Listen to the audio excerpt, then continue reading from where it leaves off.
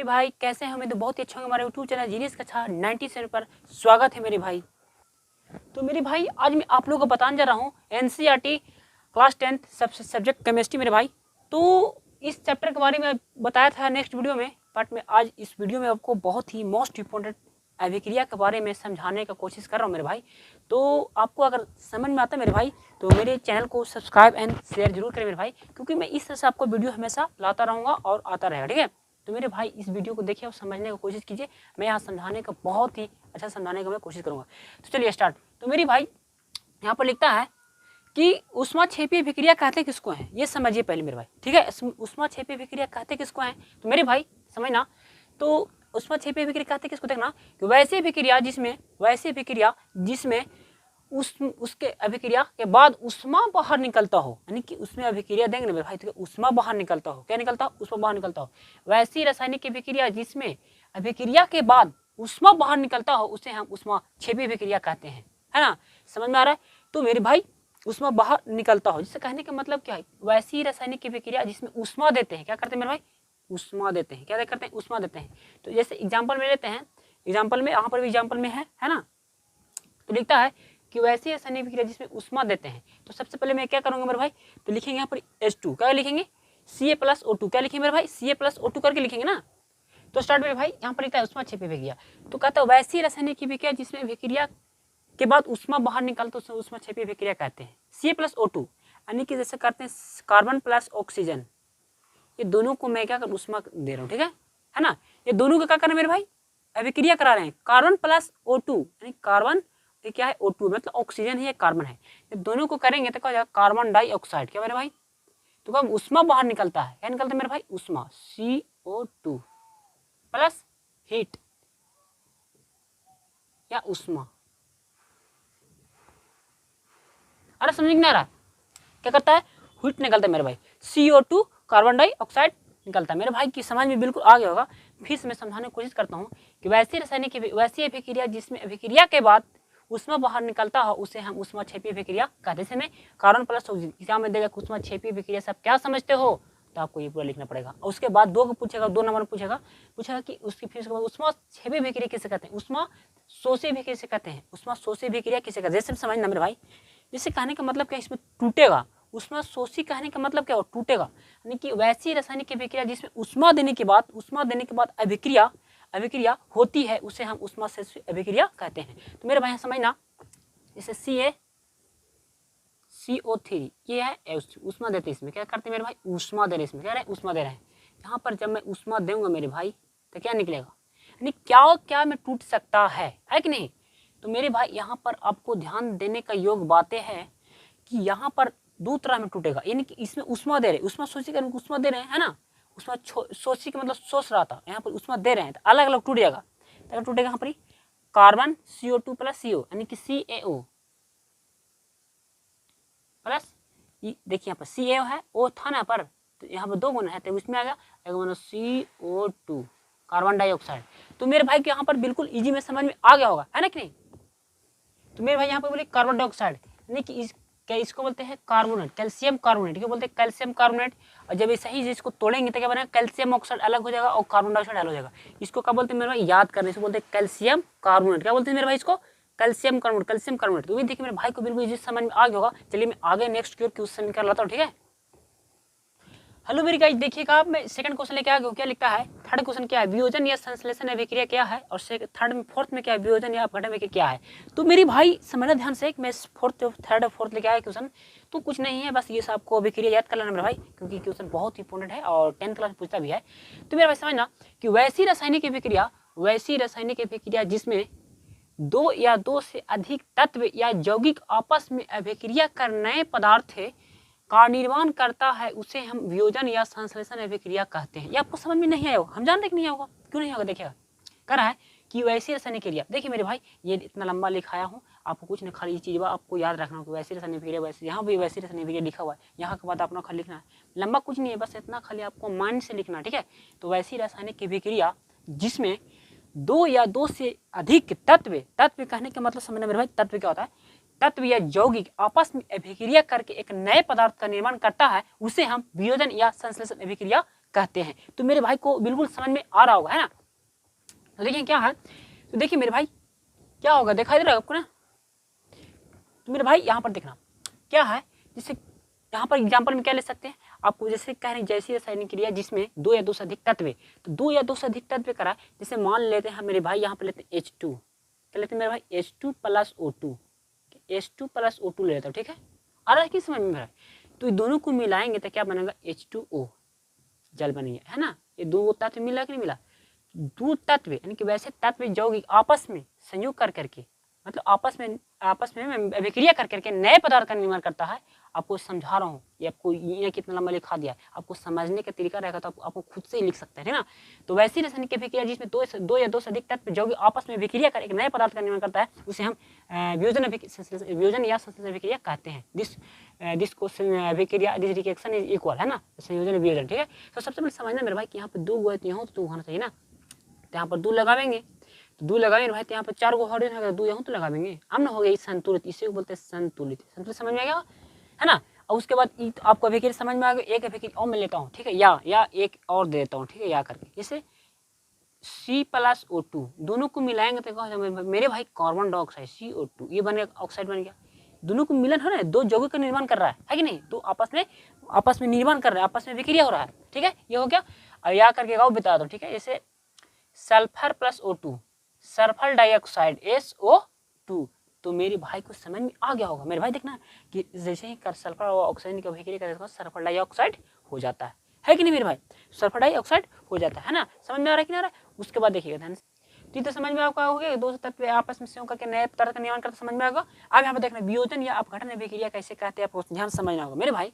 तो लिखता है कि वैसी रासायनिक अभिक्रिया जिसमें यौगिक के बड़े अणु टूट करके छोटे अणुओं को निर्माण करता है, उसे वियोजन या अपघटन अभिक्रिया कहते हैं। आया समझ में, नहीं आया होगा तो समझना ध्यान से। वैसी रासायनिक अभिक्रिया जिसमें यौगिक के बड़े अणु टूट करके बड़ा फार्मूला टूट करके एक छोटे अणुओं का निर्माण करता है, उसे हम वियोजन या अपघटन अभिक्रिया कहते हैं। मेरे भाई को समझ में आ गया होगा, आ गया होगा ना। देखना मेरे भाई, तो जैसे मान लेते हैं मेरे भाई, समझना, जैसे सपोज है यहाँ पर लिखते हैं आपको CO3, ये आपको बड़े अणु है कि नहीं, यानी आपस में का टूट रहा है, तो मेरे भाई टूट रहा है मतलब कि अलग हो रहा है, मतलब टूटने की क्रिया मतलब अलग हो जाना है कि नहीं। जैसे किसी से हम दोस्ती हैं, अब दोस्ती से टूट गया, आपस में 2 को दोस्ती है मेरे भाई, आपस में टूट गया, तो टूटने की क्रिया को बोलते हैं वियोजन या अपघटन अभिक्रिया। टूट गया मैंने कि आपस में अलग अलग टूट गया, है कि नहीं। तो समझ गए, यहाँ पर देखना कैसे क्या बनेगा, देखिएगा ध्यान से। जैसे यहाँ पर एक CaO, ये उसको बोलते हैं कैल्शियम ऑक्साइड प्लस CO2, इसी को बोलते हैं कैल्शियम ऑक्साइड। क्या बोलते हैं मेरे भाई, कैल्शियम ऑक्साइड। क्या बोलते हैं मेरे भाई, कैल्शियम ऑक्साइड, ठीक है, इसको बोलते हैं कार्बन डाइऑक्साइड। उम्मीद है समझ में आ गया होगा। तो आप 4th रिएक्शन हो गया, मैं आगे बताता हूँ, ठीक ना। तो मेरे भाई मैं 4th, 5th and 6th question लेके आ गया हूँ। देखिए ध्यान से, लिखता है कि विद्युत रासायनिक अभिक्रिया किसे कहते हैं और उदासीनी अभिक्रिया किसे कहते हैं मेरे भाई। तो ये आपको क्वेश्चन याद करना होना, मेरे बहुत इंपॉर्टेंट क्वेश्चन मेरे भाई, ठीक ना। तो 10th क्लास में ये क्वेश्चन हर साल पूछने वाला, उदासीनी अभिक्रिया कैसे कहते हैं, विद्युत रासायनिक अभिक्रिया, बहुत मोस्ट इंपॉर्टेंट क्वेश्चन मेरे भाई। तो समझना ध्यान से मेरे भाई, मैं उम्मीद करता हूँ कि आपको बिल्कुल ईजी में समझाने का मैं कोशिश करूंगा भाई। तो समझना ध्यान से, लिखता है कि विद्युत रासायनिक अभिक्रिया किसे कहते हैं। क्या आपको क्वेश्चन है कि विद्युत रासायनिक अभिक्रिया कहते हैं किसको है, समझना ध्यान से, ध्यान से देखो। लिखता है कि वैसी रासायनिक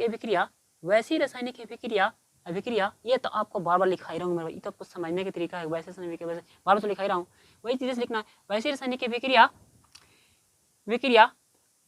उष्मा देने के बाद मेरे भाई, क्या है, उष्मा देने के बाद, यहाँ पर नहीं लिखा है, लिखता है कि वैसी रासायनिक अभिक्रिया जिसमें उष्मा देने के बाद, क्या देने के बाद, उष्मा विद्युत धारा देने के बाद, क्या होगा मेरे भाई, विद्युत धारा देने के बाद, सॉरी यहाँ पर विद्युत धारा लिखा, क्या लिखा, विद्युत धारा, क्या होगा मेरे भाई, विद्युत धारा, है ना।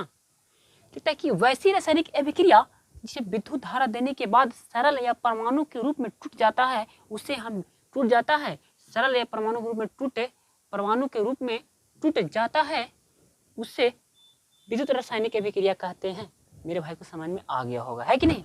तो मेरे भाई यहाँ पर ध्यान से समझना क्या है कि जैसे मान लिया कि यहाँ पर दे दिया आपको HCl, क्या दिया मेरे भाई, HCl, है ना, HCl दे दिया। तो मेरे भाई है ना, ध्यान समझना कि अगर सपोज डेट आपको यहाँ पर दे दिया तो अलग अलग टूट जाते हैं। यहाँ पर आपको विद्युत धारा दे रहा है, क्या दे रहा है मेरे भाई, ध्यान समझना, ठीक ना। यहाँ पर Cl क्या है, Cl, आपको विद्युत धारा दे दिया, क्या दिया, विद्युत धारा, क्या दिया मेरे भाई, विद्युत धारा यहाँ पर दे दिया। तो मेरे भाई विद्युत धारा देने के बाद क्या होता है कि अलग अलग में क्या होता है, टूट जाता है, H+ में टूटता है, Cl- में टूट जाता है ना, H+Cl- में टूट जाता है, क्या टूट जाता है ना। तो मेरे भाई अगर यहाँ पर आप संतुलित भी करना तो संतुलित कर भी सकते हैं, अन्यथा कोई दिक्कत नहीं है।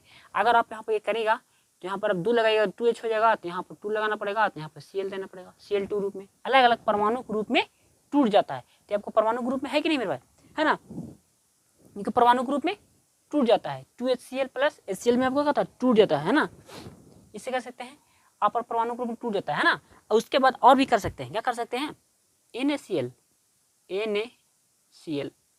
देने के वहां पर विद्युत धारा देते हैं, विद्युत धारा, है ना, अरे सुनिए ना, दे रहे विद्युत धारा। उसके बाद देखने मेरे भाई ये आपको सोडियम आयन है, तो आपको सोडियम आयन तो टूट जाएगा Na+ में, फिर प्लस Cl हो जाएगा, यहाँ पर Cl2 हो जाएगा। आप Cl2 क्यों होगा कि यहाँ पर मैंने 2 लगाएगा, 2 लगाएंगे तो 2 यहाँ लगाना पड़ेगा, संयुक्त भी कर रहे हैं। तो देख रहे मेरे भाई 2 हो गया, 2 2 है, Cl के Cl2 है। तो मेरी भाई यहाँ पर समझना ध्यान से कि जब 12 से तोड़े तो 10 2Na हो गया। तो विद्युत धारा जब देने के बाद अलग अलग यहाँ पर समझना ध्यान से कि सरल है, परमाणु के रूप में टूट जाता है, टूट जाता है, उसी को बोलते हैं विद्युत रासायनिक अभिक्रिया। तो मेरे भाई को बिल्कुल इजी में समझ में आ गया होगा। तो चलते हैं उदासीनी अभिक्रिया किसे कहते हैं, आपको ध्यान समझना, ठीक है ना। देखिएगा लिखता है कि उदासीनी अभिक्रिया किसे कहते हैं मेरे भाई, उदासीनी अभिक्रिया कहते किसको है, तो लिखता है कि जिस अभिक्रिया में या वैसी अभिक्रिया में भी लिख सकते हैं, इससे कोई अन्यथा कोई से मतलब कोई इश्यू नहीं है, कोई आपत्ति नहीं है ना।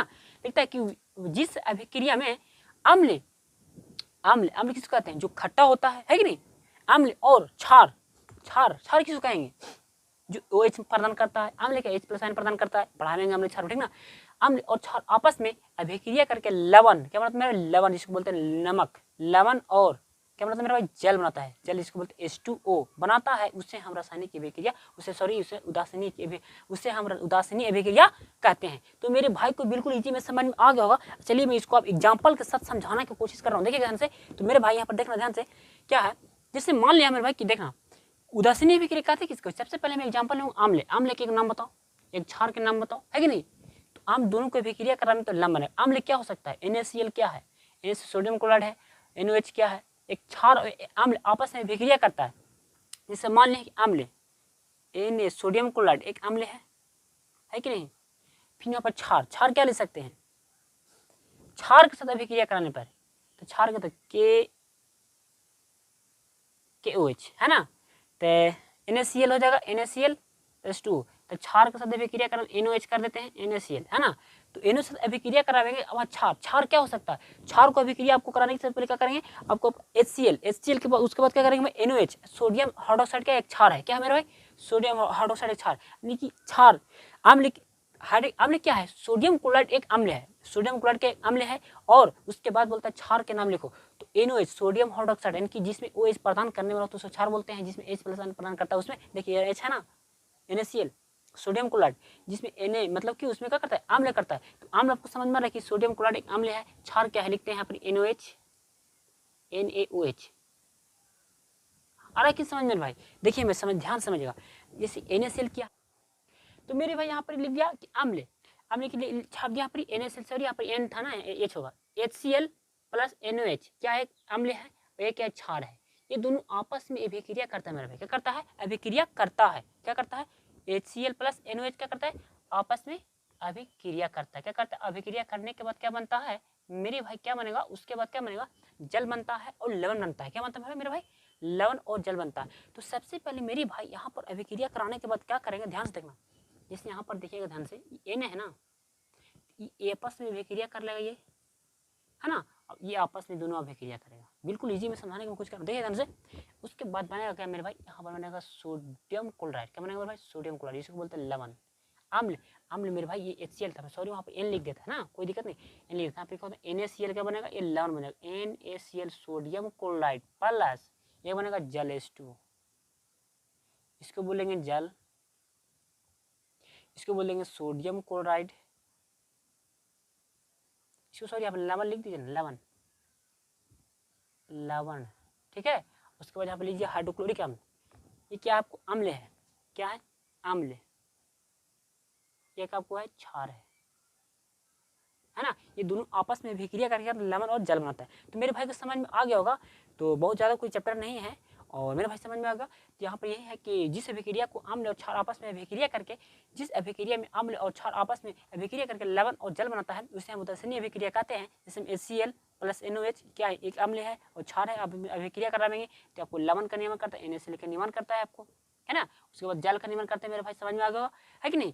तो अम्ल और क्षार आपस में अभिक्रिया करके जो एक लवण और जल का निर्माण करता है, उसे हम क्या बोलते हैं, उदासीन अभिक्रिया करता है। तो मेरे भाई अगर इस वीडियो से आपको सीख मिला, कुछ भी अगर सीख मिला मेरे भाई ना 1% भी, तो मेरे भाई चैनल को सब्सक्राइब करें, शेयर करें और लाइक करें, क्योंकि वीडियो बनाना बहुत मेहनत लगता है मेरे भाई। तो ऐसे वीडियो हमेशा आते रहेगा, कोई दिक्कत नहीं है। अगर अच्छा लगता है चैनल को सब्सक्राइब करना, नहीं तो कोई दिक्कत नहीं मेरे भाई, है ना। अच्छा लगता है वो करना, नहीं तो कोई दिक्कत नहीं है। Thank you so much, all the best.